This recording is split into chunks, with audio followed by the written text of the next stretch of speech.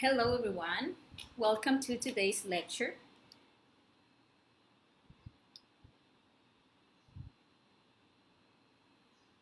Today we're having lecture number 12 of this self-knowledge course. Just allow me a second to check if everything is okay with the broadcast so we can start with today's topic. Yeah, I think everything's okay.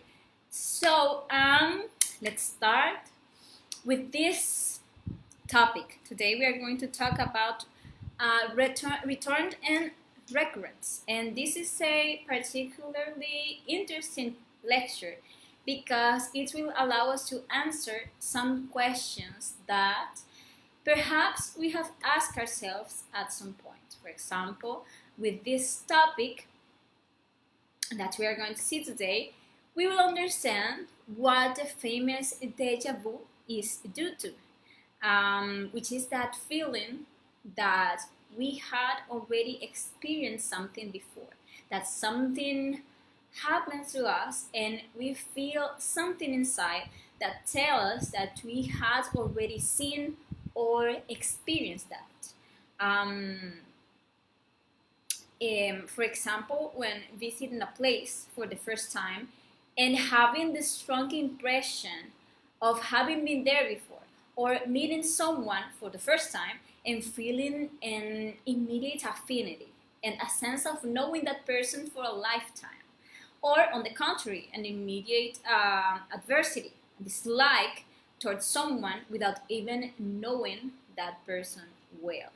Also, we are going to understand why sometimes we have premonitions, which is knowing in advance something that is going to happen, and we don't have the answer to that, like why these things happen. And we are going to see by studying these two laws, the law of return and the law of recurrence, what is the real cause of this. We are also going to talk about successive existences, successive lives, or past existences. We are going to learn how we can verify our past existences, or to know if that is true or not. We are also going to see how we can change our destiny. As we see, this topic will be very interesting. So let's start with today's lecture. First, we must remember, just give me a second to check something. Okay, it's okay. Yes, first, let's remember that this physical world in which we live is governed by 48 laws, and that these are the laws that governs the mechanics of the world. They are laws that mechanically subject us to this wheel of samsara, and to awaken our consciousness, we must learn to get out of our mechanicality, and we must consciously transcend these laws. The law of return and the law of recurrence are just two of these 48 laws to which we are subjected, and the objective of today's lecture is to comprehend how these two laws work and how we can transcend them. So I would like to begin the explanation of this conference by reading a quote that I understand summarizes the importance of understanding this topic. And this quote says, "A man is what his life is. If a man doesn't modify anything within himself, if he does not radically transform his life, if he doesn't work upon himself, he's wasting his time miserably." If we reflect in this quote, we must realize that if we are here at this moment, listening to this lecture, following this kind of course, looking for topics of spirituality and awakening of consciousness, it is because we have reached a point in our lives where something internally demands that we must make an interior change. We reach that mathematical point in our lives where we begin to question our existence, where we begin to realize that just as we've been leading our lives, as everyone else is leading it, we will not even be able to discover the transcendental purpose of our existence. Therefore, to start moving forward, to start waking up, we must generate an internal revolution that leads us to make radical changes in our lives. Otherwise, we will only be wasting our time miserably as we have been doing existence after existence. Once we understand the need to start making a radical change inside us, it is necessary to start knowing what are the things that keep us tied to always act the same way and to repeat the same life lessons over and over without transcending them. So let's start studying these laws so we get to comprehend what is the reason why we act so mechanically. How these two laws are processed in our daily lives. Let's start studying the first law, which is the law of return. And we see that the word return, if we break it down, we see that re comes from repeating and turn from turning or spinning. So what this law means is that everything turns repeatedly. So this is the law that mechanically keeps us dying and reborn, existence after existence, through the wheel of evolution and involution. So we'll see that life, with all its times, is a wheel. We are born, we grow, we maybe reproduce, then we get old, we get sick, and we die. And we believe that when we die, everything ends. But it turns out that no, that death is just a return to the starting point of life itself, with the possibility of repeating it again. So, as we explained in lecture number 8, where we talk about the evolution and the involution on the wheel of samsara, we said that we have 3,000 cycles to achieve self-realization, or 3,000 turns in that wheel, passing through the different kingdoms of nature. And when arriving to the human kingdom, on each cycle, we have the right to 108 existences as humans. So as we was explaining, 3,000 cycles times 108 existences as human per each cycle means that we have the right to return in 324,000 human physical bodies passing through physical death. And what is the returning process? Well, as we saw in lecture number 2, where we talk about what is death and what happens when we die, we saw that once our physical body dies, we pass through a judgment process to weigh the deeds made in the previous existence, to measure the consequences that will be generated for the next existence. So after that, we are going to wait in that so-called limbo for the necessary conditions to be met for us to be born again. For those who will be our parents to meet, fall in love, marry, or whatever the process that leads them to have a sexual relationship, in which they are going to gestate the physical body of a new child, to which our spark will be connected to return to a new physical existence. So that is the returning process. But it is interesting to discover that we continue in the seed of our descendants. We return in the same family tree. For example, the grandmother who died, I don't know, a few years ago, is the little niece who was born recently. If the person has not yet exhausted his 108 existences as a human in that cycle, her or his spark continues to reborn in the same family tree. And even after having exhausted his 108 existences as a human, without having done the necessary work to awaken consciousness, will continue to return in the different kingdoms of nature. Then, if that, let's say, grandmother who died a few years ago had no more existence as a human, then we see that a pet, a puppy or a kitten, arrives at the house who usually have very human attitudes. One laughs because they really think they're human. But if we make a conscious astral projection and we investigate who that pet was when it was a human, we will discover with surprise the veracity of that I am affirming here. And with this technique of astral projection, which we taught in lecture number 3, we can get to check if there really are successive lives. We can ask our being, once we are consciously unfolded, to show us in which of the 108 existences we are currently going, to show us the one of our past lives, or that show us the process of judgment that occurs between existences. And if we have the merits, we will get to see that. And that experience will be for us a real knowledge, sprouted from our own inner being.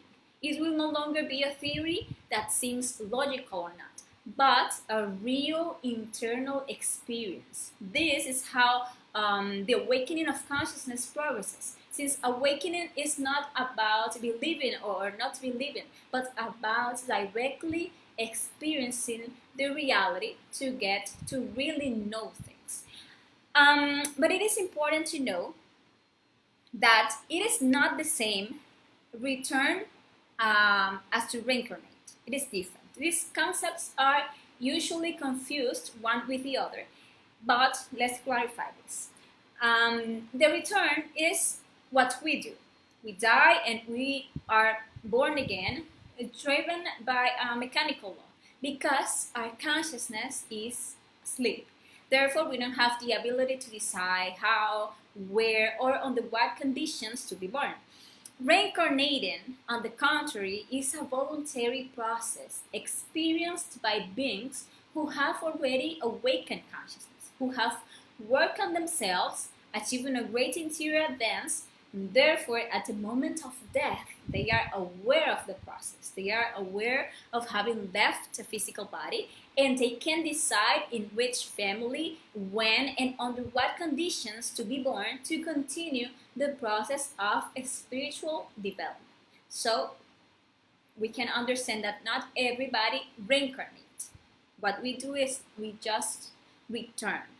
We just are driven by this mechanical law. And having understood what this law of return is, let's explain the law of recurrence. And this law let us know that everything occurs repeatedly. Things happen and come to happen again. The life of each one of us, which each of its seasons, is always the same repetition from existence to existence through countless centuries.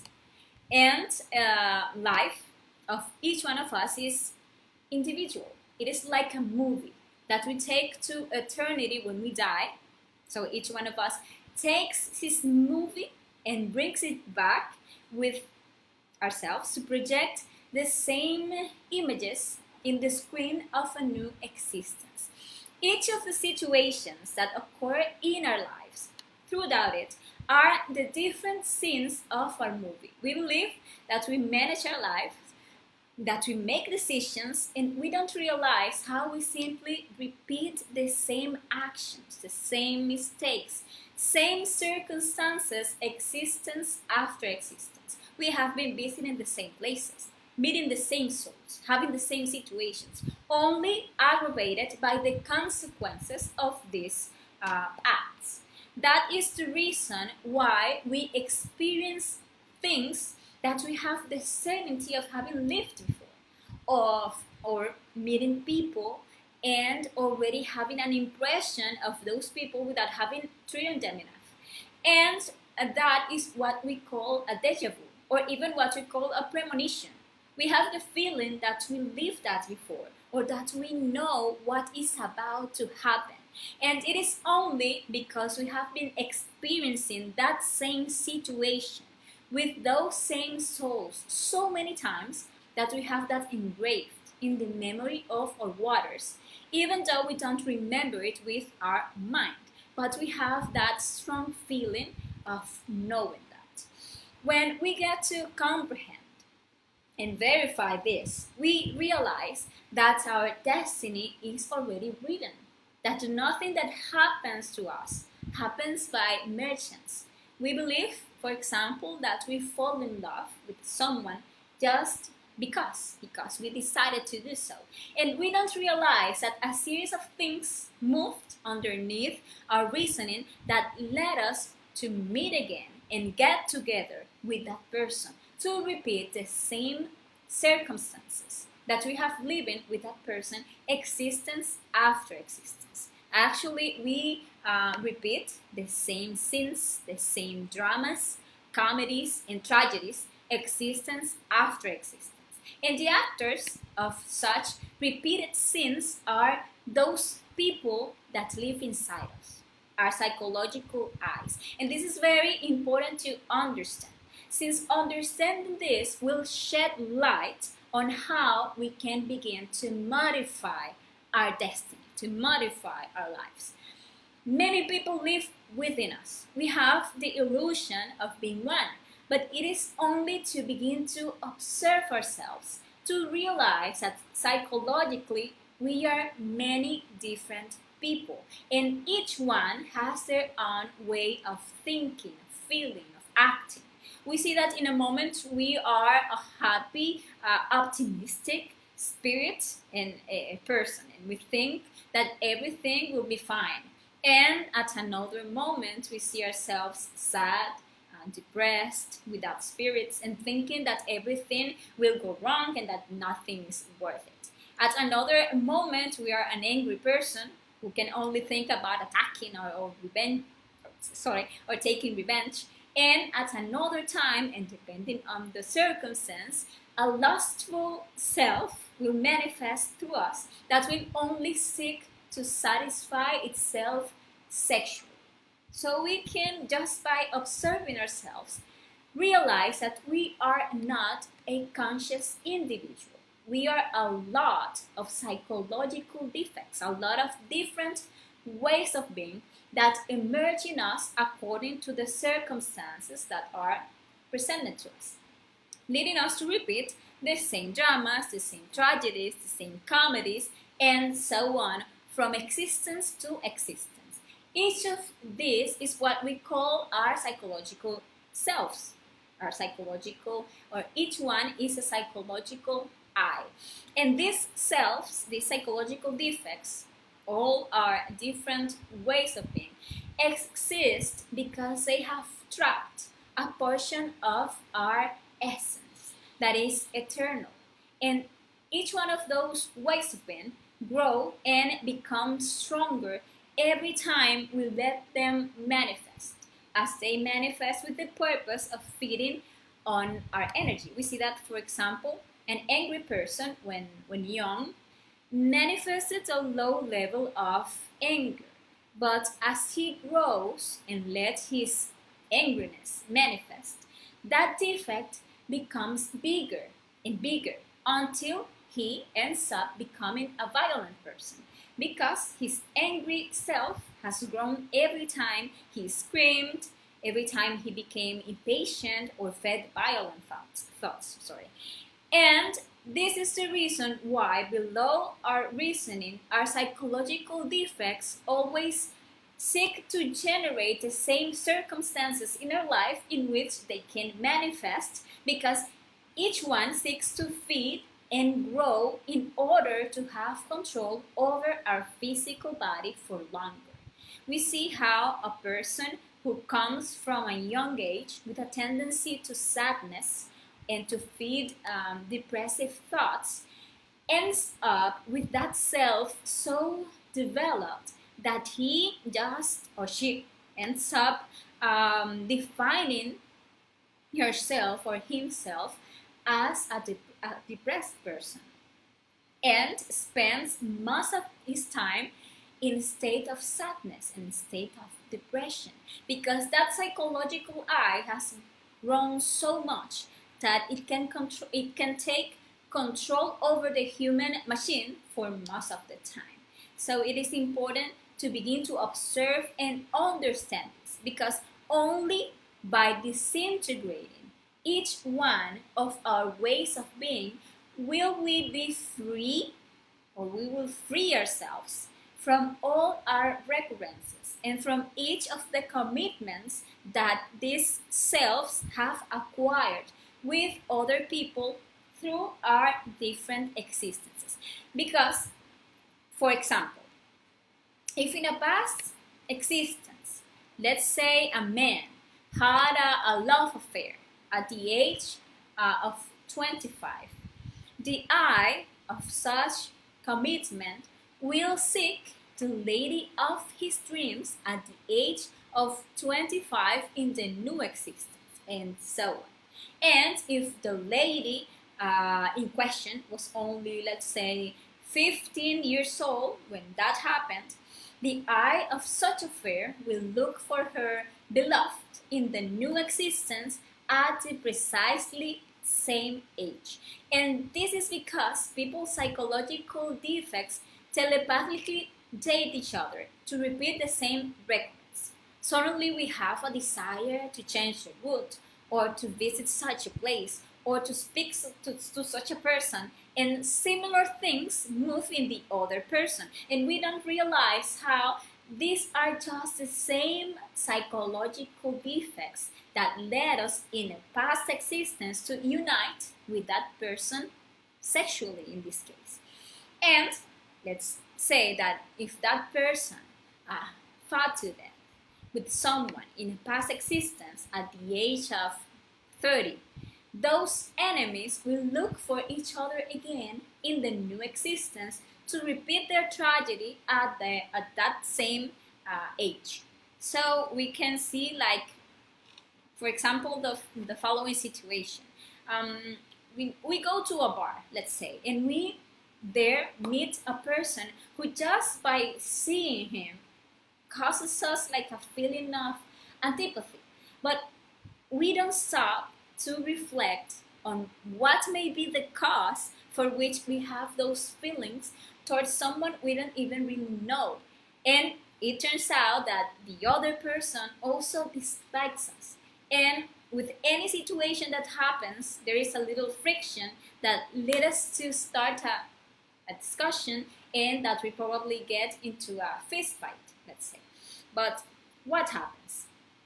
As my anger defect, which is what led me to have that situation, it's bigger each time, as it has manifested through me several times, it has grown, it has become stronger. Likewise, the other person's anger defect. And since neither of us work on ourselves, awaken our consciousness to stop this recurrence, in the next existence, we will not only go to a fist fight, but there will perhaps be a knife or a weapon, and it will end up in a murder, turning that recurrence into a great tragedy that will continue repeating existence after existence. So we see that inside each one of us live many people full of commitments, and the eyes get bigger, and therefore there are bigger consequences, existence after existence. Each of our psychological defects have many commitments, and none of them will lead us to get out of this wheel, to awaken consciousness. On the contrary, they will seek to manage us through desire and through our mind, so that we give in to let them manifest by becoming just simple puppets of our defects.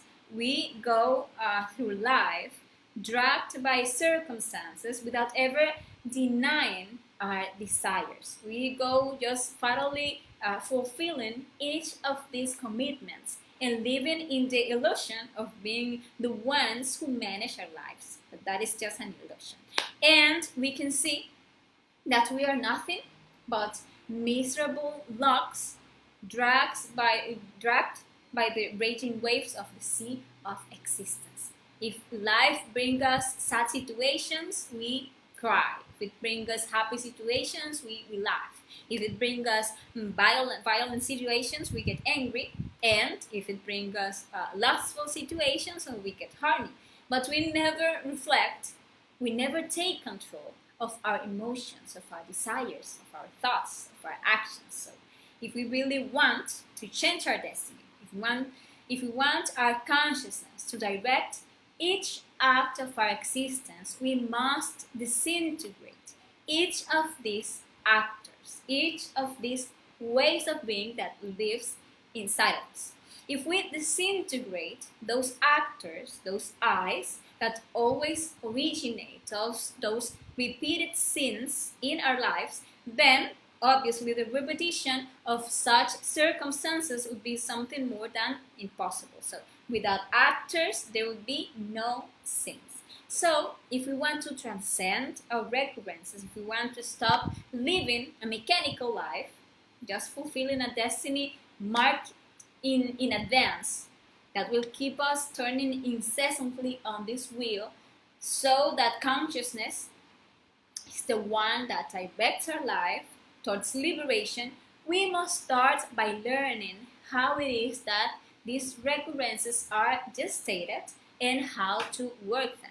And for this, we must start by observing ourselves, observing how the defects start to communicate telepathically with other people defects. And we start, or we observe that we start to have, for example, a strong desire to look for such a person, or to call such a person, or to do this, or to do that thing.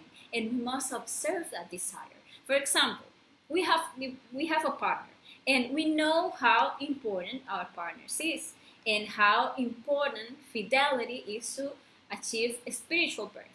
But it turns out that we have a recurrence of adultery, because our adulterous defect comes with that sexual commitment with another person from another existence. So for this recurrence, for this adultery to take place, telepathic communication begins to move between our defects and those of that other person.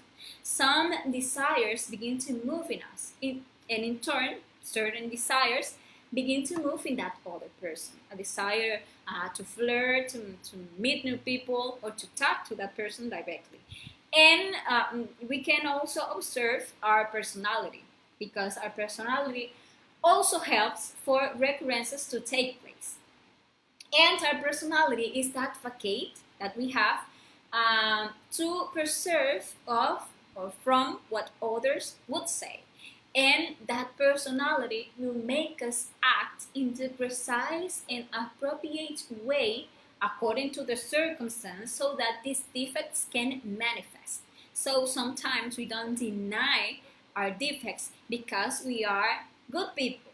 Yes, and we know that it would be rude just not to answer to that person, or just not to be kind to that person. But actually, our personality is just there helping for that recurrence to take place. And also, we must observe our mind, because our intellect always participates so that the recurrences occurs, because we start thinking obsessively. We know the person, and we can no longer stop thinking about him or about her, and we begin to imagine situation, imagine scenes, planning encounters, etc.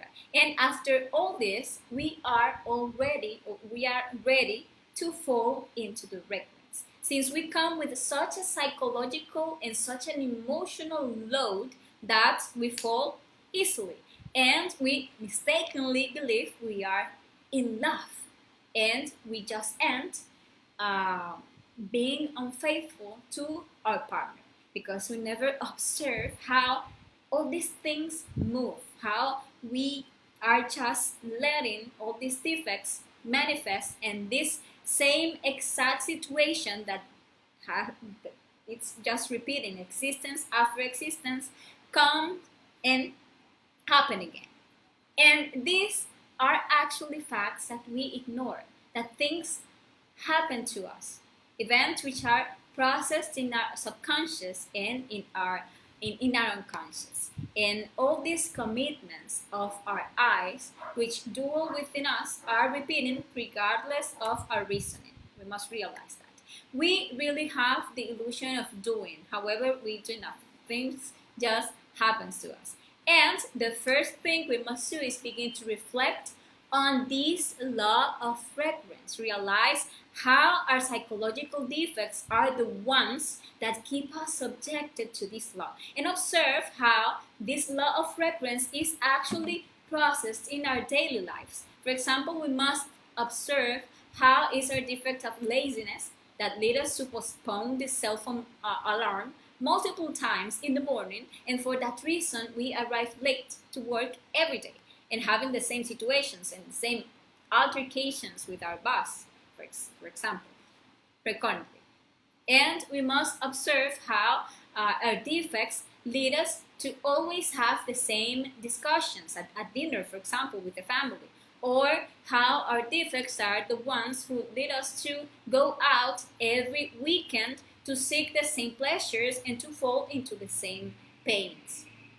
We must observe how our own psychological defects are the ones that lead us to always have the same situations, to always complain that we are not lucky in money things, that we always do badly in businesses, that we are not lucky in love, that we are always deceived, and we don't realize all these processes that occur below a reason where our own psychological defects lead us to constantly attract the same people and the same situations. We need to start to self-observing the magnetism, the telepathy, our personality, and all those processes that occur below a reasoning, and we must observe when we start like thinking compulsively in something or someone. We must like start like observing and reflecting about it. Why am I thinking so much about that or that situation, about that person? We must also observe our emotions and our desires and start refusing our desires. So, for example, I observe that I'm having the desire of flirting with someone that is not my partner. I must refuse that desire by judging it as a lustful defect that is not from my consciousness, so it must die. So what we need to do, we need to apply the psychological death, the elimination of these psychological defects. So we must, every time we observe a defect, every time we realize it is actually a defect, it is not from our consciousness, it's just coming to feed on my energy and to make me make mistakes.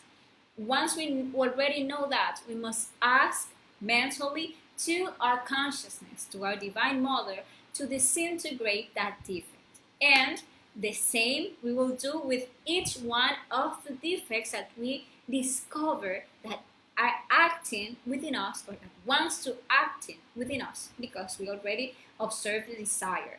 And as we do so, we will get rid of each of our pernicious ways of being, and we will rescue the part of consciousness that was trapped inside that way of being.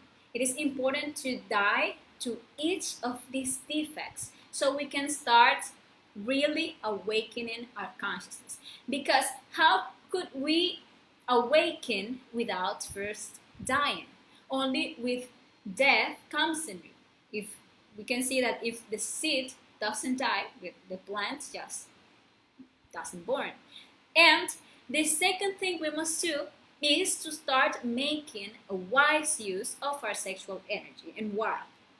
Because that essence that we liberate with the psychological death, with the death of the defects, cannot be trapped again by our ego if we fix it in our spine, uniting it with our 3% of free consciousness. with the practice of the suprasex that we explained in lecture number 1. In case you didn't see that lecture, you can look for it here in the page.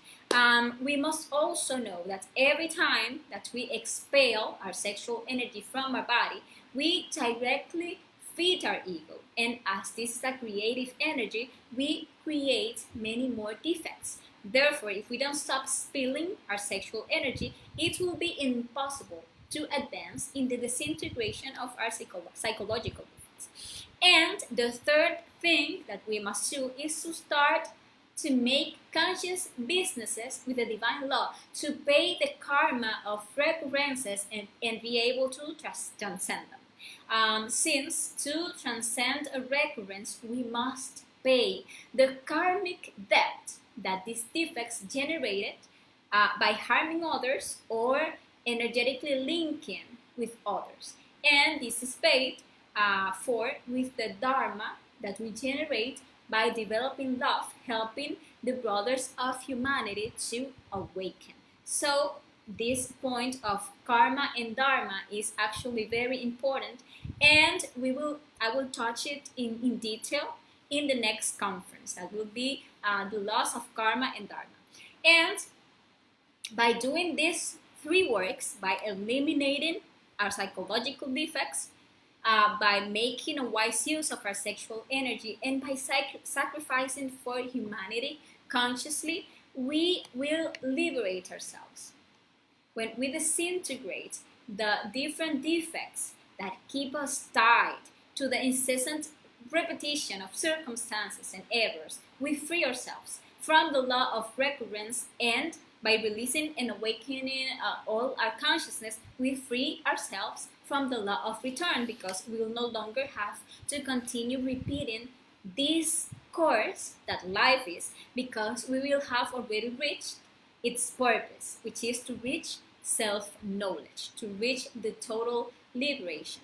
And actually, the one who truly awakens acquires as an outcome full objectivity of his or her consciousness, acquires authentic enlightenment, acquires the true happiness. And this has been today's lecture. I hope it was helpful for you. I invite you to our next lecture, which will be next Sunday at the same time. And we will be talking about the laws of karma and dharma. Let me check here because we have some comments or questions. Let me see here. Emma says, quick question. What about those people who are addicted to substances? People or people? Actually, yes, this has a lot to do with this. Because you can see that, for example, there are some teenagers who are, let's say, they 5 teenagers. They have the same age. Let's say, and someone brings them drugs or brings them alcohol, and you see that some of them get hooked, and others just doesn't, just pass, just try it, and just leave it. But there are others who get hooked, and there are others who just, by the rest of their lives, are going to be drug addicts in this case. And why is that? It is because those who can fall into that more easily are the ones who have been consuming for many existences. So that is the reason why when in this existence they are someone brings them drugs or alcohol or whatever, or sex, they get hooked more easily, while others not. And that is the reason, because we are repeating the same things, but these things are aggravated by the consequences. So if I was a drug addict in my past existence, in this one I'm going to be a worse one if I don't work on myself, right? If I don't start eliminating within me this defect of drugs and alcohol. And after talking about the laws of karma and dharma next Sunday, next Sunday we will be talking about drugs and alcohol. That is a very interesting lecture. Let me see. Sorry, I wrote people twice. Advanced situations. Okay. Emma says, what can we trade or negotiate with them? Actually, next lecture will be all about that. It's going to be talking about karma and dharma and how we can negotiate our karma so we can transcend them, transcend the recurrences, the situations, and the illnesses that we have. For example, we have been, I don't know, any illness that we want to transcend, because all illnesses are just karmas, consequence. Everything that is a pain is a karma. And next lecture, we are going to be talking about that, the whole lecture. So this has been all for today. Thank you for being here. Thank you for asking. Thank you for everything. And Emma says, okay, I'll wait. Thanks for all the knowledge. Okay, thank you, Emma. And see you next Sunday. Have a great weekend, rest of the weekend. Ciao, ciao.